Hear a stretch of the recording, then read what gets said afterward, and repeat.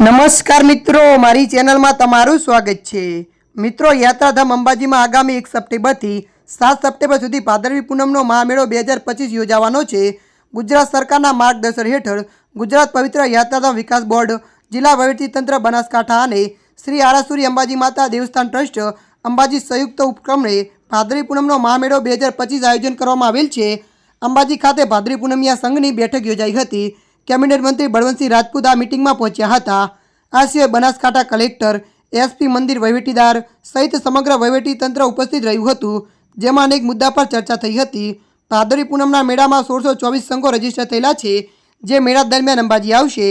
મળતી માહિતી અનુસાર વધુ જણાવી દઈએ કે ભાદરવી પૂનમના દિવસે ચંદ્રગ્રહણ હોવાથી બપોરે 12:30થી ગર્ભગૃહ બંધ કરીને જાળીમાંથી દર્શન થશે। ભાદરવી પૂનમના દિવસે સાંજે 5 વાગ્યા બાદ ચંદ્રગ્રહણના લીધે સંપૂર્ણ બંધ કરી દેવામાં આવશે। સમગ્ર અંબાજીમાં સીસીટીવી કેમેરા લગાવીને 24 કલાક બાદ નજર રાખવામાં આવશે।